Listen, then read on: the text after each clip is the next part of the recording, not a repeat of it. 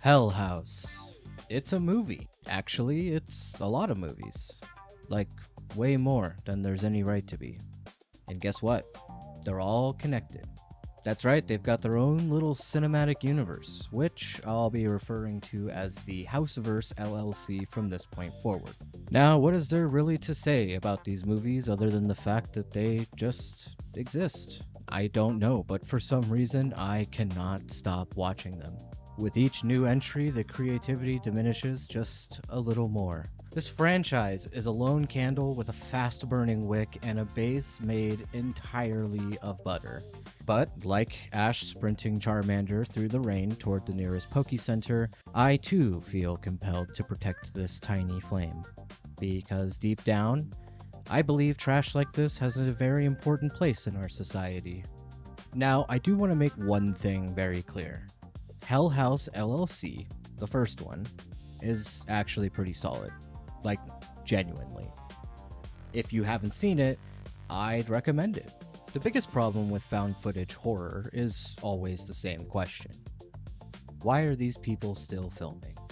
And usually the second a movie tries to answer that question, things get awkward pretty fast. But the first Hell House movie mostly handles this well. More importantly, it understands that found footage lives or dies on atmosphere. The entire movie is built around making the audience deeply uncomfortable through tiny visual details, lingering shots, and the constant feeling that something is just slightly wrong. It's smart, it's creepy, and more importantly, it works. Which is what makes everything that happens in this franchise so unbelievably catastrophic. Because the rest of this franchise takes the DNA of that first movie and just repeatedly photocopies it until the image becomes a distorted JPEG artifact of itself. Every sequel still contains all the same recognizable shapes and ideas, but each generation gets just a little blurrier, louder, and more ridiculous. Now, this is a good time to mention that every single Hell House movie is written and directed by this one guy, Stephen Cognetti. And you'd think after the moderate success of the first film, the studio would play it safe and just recycle the same bland formula for streaming fodder. But not this guy. No. This guy looked over at Marvel Studios building cinematic universes and said, I'll have what he's having. So, before we begin, I should probably clarify something. There is absolutely no way to fully cover every single one of these movies without accidentally creating a 3-hour documentary on haunted clown basements. So, instead, we're going to be focusing mainly on the overarching storyline that slowly reveals itself throughout the series, because trust me, experiencing the gradual entropy of the Houseverse in real time is part of the magic. House LLC focuses on a pretty straightforward premise. A small company that specializes in running haunted houses leaves the Big Apple to rebrand on a larger scale by opening their biggest attraction yet, inside a spooky abandoned hotel in the middle of nowhere that is, for some reason, named after a demon. I don't know. Now, this is an excellent business strategy already. The crew documents the setup process both for marketing purposes and for some kind of behind-the-scenes legacy project, but because this is still technically a business, they also install surveillance cameras all throughout the hotel. I'm pointing this out now because this is the last time the camera setup is going to make even remotely reasonable sense for the rest of the Houseverse. Now, structurally, the movie is presented like a daytime cable mystery special. Think Unsolved Mysteries meets regional news station paranormal coverage. You get interviews with survivors and investigators intercut with the recovered footage from the hotel itself, although these segments are actually used pretty sparingly, because the real meat and potatoes here is the footage. And as the nights progress, things start getting weird. Which brings us to our first encounter with this fucking guy. Look, I already hate clowns. I think most people do. I can deal with vampires, I can deal with werewolves, and all sorts of other things, but clowns? Why's it gotta be clowns? I find clowns delightful. But this thing somehow transcends normal scary clown territory and enters a completely different psychological echelon. There is something so deeply wrong with this bastard that I am barely certain the trauma is going to travel backwards through time and retroactively give me childhood nightmares. The good news is he's basically the only recurring character in the entire Houseverse. That's right. Not the protagonists, not the investigators, not the cult, the clown. This smug latex demon becomes the closest thing these movies have to Robert Downey Jr.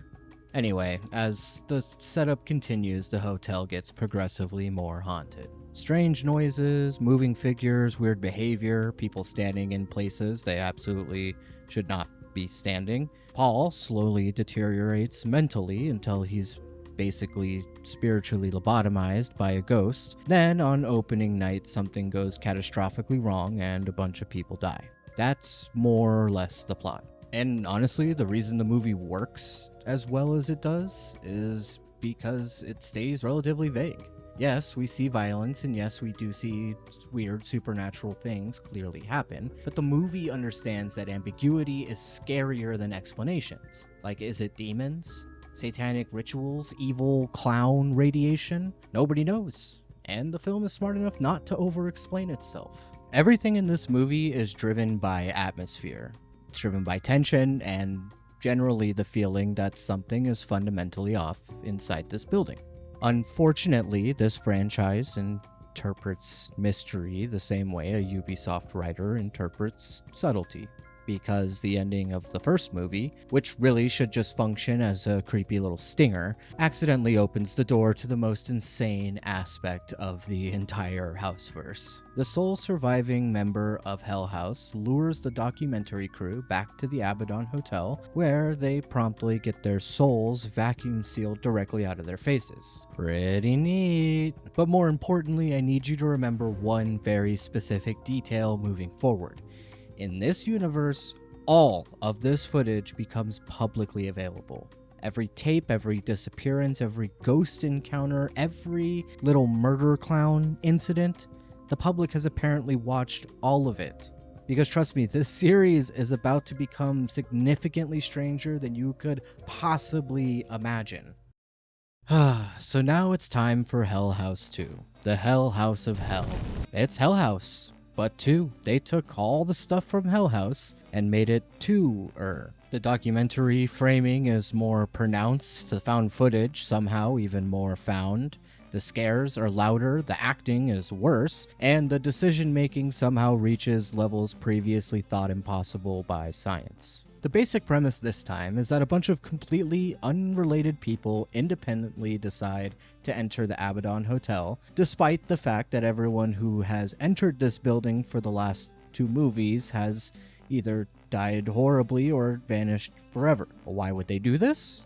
Well, you see, everyone thinks it was a hoax. What I can tell you is that his fake movie has caused harm to the town of Abaddon. Yeah. Apparently, the public explanation for the catastrophic deaths, disappearances, the ghost footage, demon sightings, and murder clown incidents from the first movie is that it was basically an elaborate YouTube prank. You know that thing where multiple people died on camera and then the documentary crew investigating it also disappeared? Classic internet trolling. Now, thankfully, this movie brings back Mitchell, the off-screen editor guy from the first movie, because he's apparently the only surviving member of the entire production.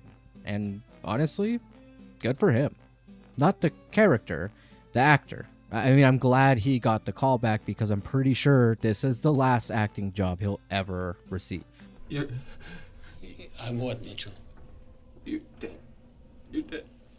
So now a new documentary crew arrives at the Abaddon Hotel, and not just any crew, by the way. This crew is apparently famous investigative journalists known for exposing a U.S. senator, which makes this career move even more confusing. Like, you go from a journalist's wet dream to investigating spooky clown hotel conspiracy videos. Now, naturally, they recruit Mitchell as a guide because he reviewed the footage from the first incident. Exactly. He edited all the Hell House footage. He must know the hotel inside out. Maybe. Which is funny because at this point, everyone has reviewed the footage. The footage is public. I cannot stress this enough. The world has seen the footage. Humanity has apparently watched ghost women materialize out of thin air and eat cameramen alive in 480p. Maybe Mitchell just signed a 2-movie contract. So the crew enters the hotel, and honestly, it's mostly the same stuff all over again. People wander dark hallways, the clown appears, someone stares too long at a doorway, a ghost lady crab walks somewhere in the background. The scarers are definitely cheaper this time around and much more in your face, but they doubled the body count, so I guess there's that. Then, eventually, after the hotel has fully marinated this documentary crew psychologically, we finally meet the big man himself. No, not him. The other big bad. Andrew Tully.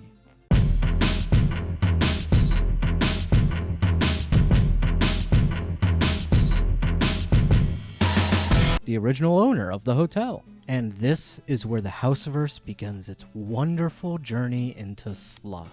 You see, Tully reveals that he's basically some satanic soul collector working on behalf of Hell Incorporated or whatever. Apparently, he orchestrated the original Hell House disaster because the hotel needs souls for reasons that'll remain unclear from here on out. The important thing is that Mitchell apparently needs to survive so he can continue spreading the story of the Abaddon Hotel, or release the footage, or lure people in, or something. Honestly, the rules of this universe are held together with duct tape and faith. And I need to emphasize this again because the movies absolutely refuse to acknowledge how insane it is. All of this is being filmed still. Not secretly, not partially. It's like fully documented. Don't you dare drop that camera!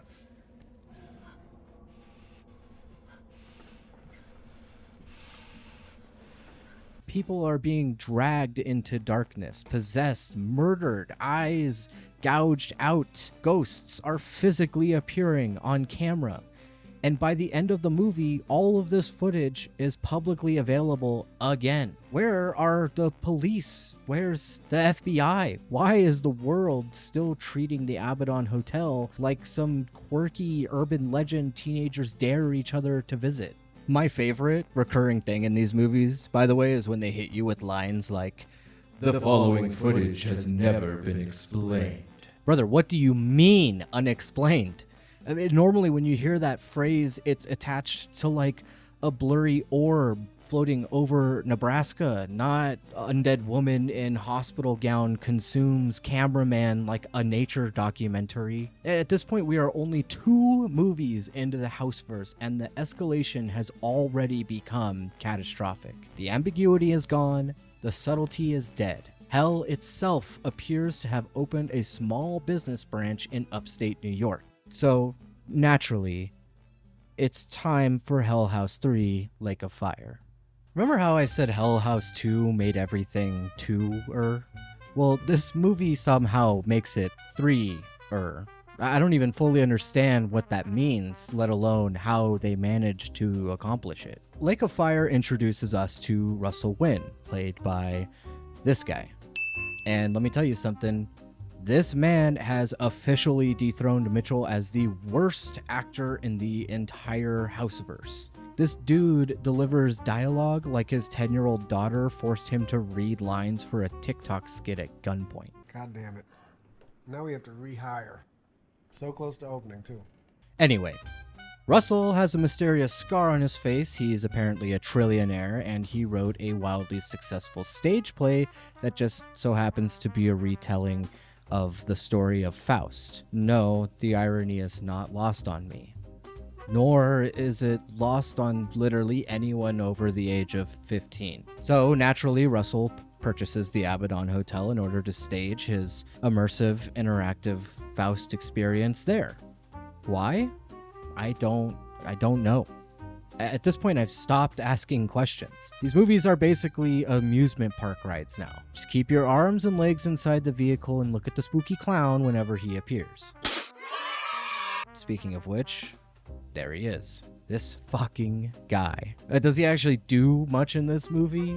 Not really, but he is around. He does scare the absolute life out of this poor yuppie white girl. He leans against the wall ominously once or twice and generally continues his reign as the single most marketable employee in the Houseverse cinematic universe. This movie also follows the new host of the Unsolved Mysteries type show from the last films. Apparently, the previous host vanished under mysterious circumstances, which honestly just feels pretty standard for journalists in this universe.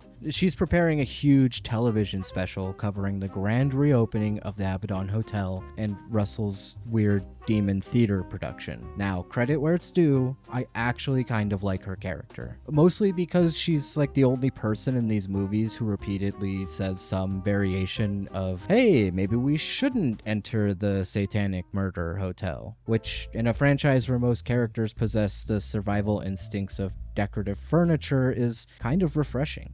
Now, granted, she still eventually goes inside and makes terrible decisions, but at least her internal monologue appears to be functional.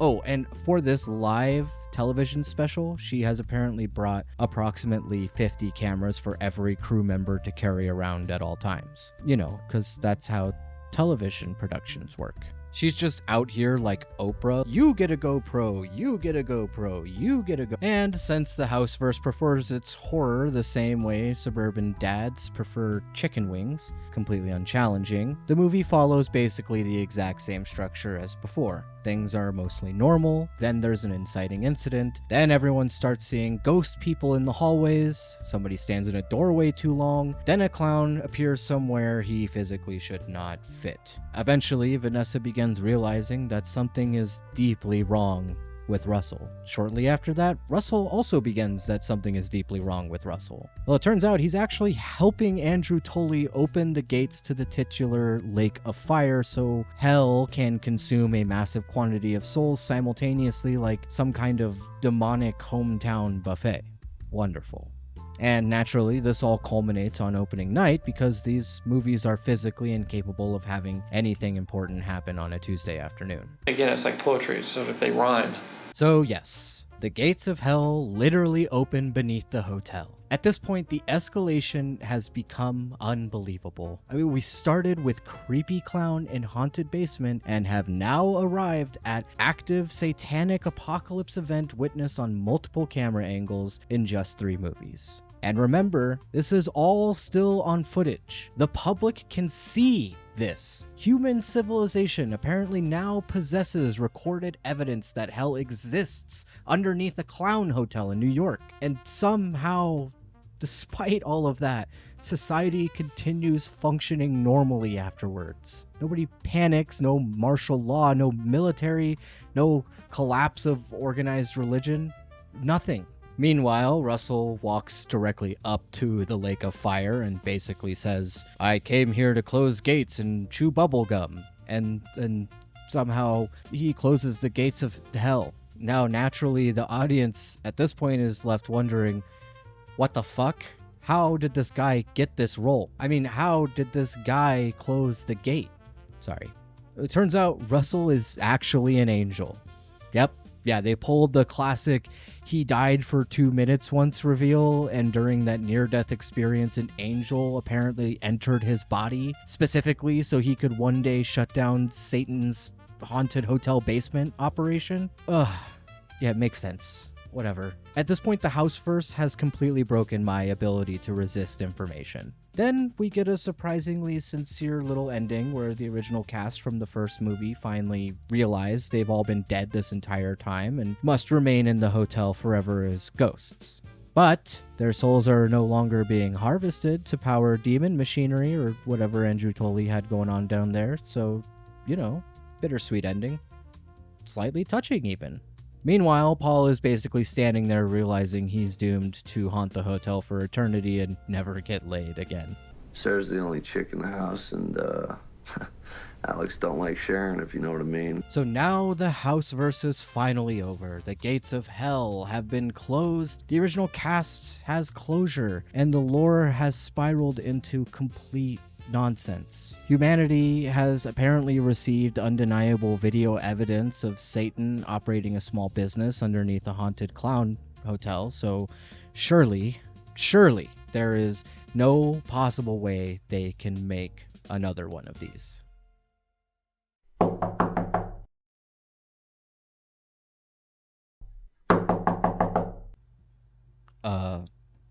Hello?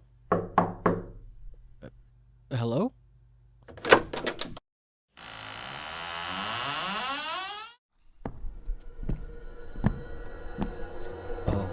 Oh no. Oh no! And now we arrive at Hell House 4. Why am I still alive? Hell House 4. Where's the bleach? Hell House 4. They won't stop making these movies. Now, technically, this is a Hell House movie, but spiritually, absolutely not. This thing feels less like a sequel and more like somebody uploaded a haunted house movie into ChatGPT and typed, "Make it connected to Hell House somehow." Now, strap in because this movie is a doozy. And I mean that sincerely. The film says the word Reddit completely unironically like 3 separate times. Most keyboard detectives stay in the comfort of their own home. That alone should qualify it as a psychological horror. So first we get the setup. Years ago, a family living in the Carmichael Manor was mysteriously murdered. That's it. That's the setup. See how easy that was?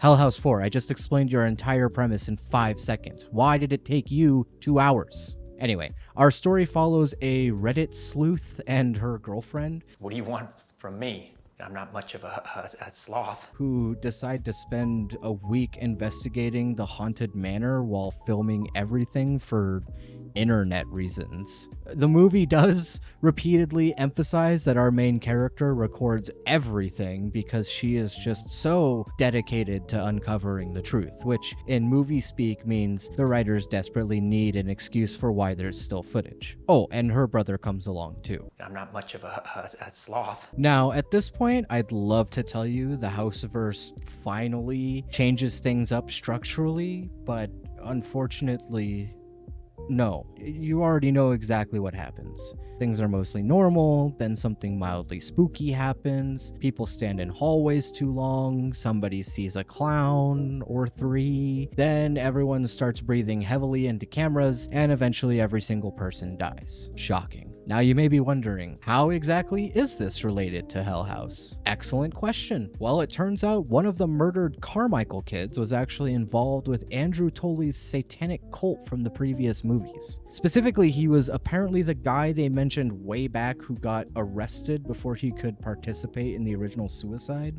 So after returning home and missing out on the big Kool-Aid drinking fest, he murders his entire family to offer their souls to Satan, or whatever. And then the movie drops its big reveal. He's the clown. That's right, the creepy recurring clown from the entire Houseverse, the mascot, the icon. The only consistently effective thing in these movies is apparently just some thin-lipped emo cult loser in makeup. That's the reveal? Wow. You know what? Fuck this movie. Now listen, the other Hell House sequels are also stupid. Very stupid. But they were my stupid. There was sincerity there, a kind of deranged commitment to escalating nonsense. This movie just feels different. It has no real identity of its own. It just vacuum seals imagery from better horror movies and awkwardly stitches them together like some sort of AI generated haunted attraction. And I'm not exaggerating either. At one point, the movie straight up recreates Blair Witch imagery by putting creepy stick figures all over the woods and using basically the exact same distant screaming sound effect. How's that? Brother, please, have you no shame? Steven, what happened to you, man? How did you end up here? And the worst part is that this movie somehow manages to ruin the one thing Houseverse still had going for it. Frank the killer clown. Yeah, I named him Frank. He earned it. Why couldn't Frank just remain some unexplained demonic entity? Why did they have to reveal that underneath the terrifying clown exterior was basically a Hot Topic assistant manager with anger issues?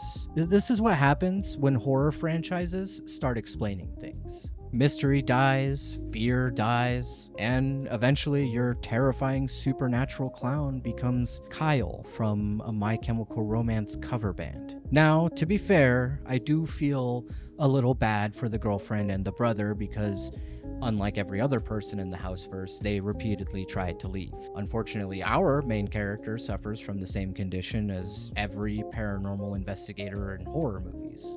Crippling content brain. This woman gets stalked by clown mannequins for 3 consecutive nights and still treats it like bonus footage for her channel. Eventually, everybody dies. Good.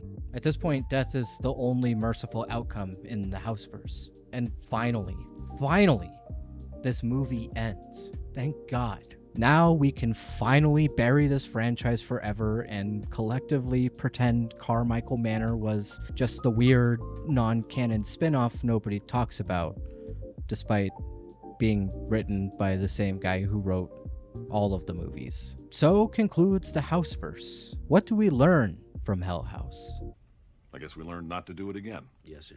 Honestly, this franchise should be preserved in film history as maybe the best, worst way to build a horror universe imaginable. They somehow managed to make 4 movies feel like 8 movies, all while never once stopping to consider the real-world implications of literally anything happening on screen. They don't teach that in film school, kids. Carmichael Manor aside, I can admire that the Hell House series never had any reservations about escalating the stakes to completely absurd levels. Every movie just keeps pushing further past the point where a normal franchise would stop and reevaluate itself. And at the end of the day, these are perfect movies to marathon with friends and a homemade drinking game. I also think it's kind of incredible that a franchise with this much clout in horror circles could simultaneously leave almost no cultural footprint outside of them. The Hell House movies don't really imitate anything, and nothing really imitates them either. They're just there, floating somewhere in the horror ecosystem like a haunted gas station nobody remembers stopping at. Anyway, that's the end of Hell House.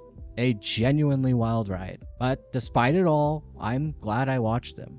I mean, maybe someday, years from now, I can revisit the first movie and feel nostalgic knowing the IP was finally allowed to rest peacefully. Wait. Oh no. Hey folks, thanks so much for sticking around to the end of the video, and if you haven't subscribed, please consider hitting that little bell, and let me know in the comments what your favorite Hell House movie moment was. Thanks.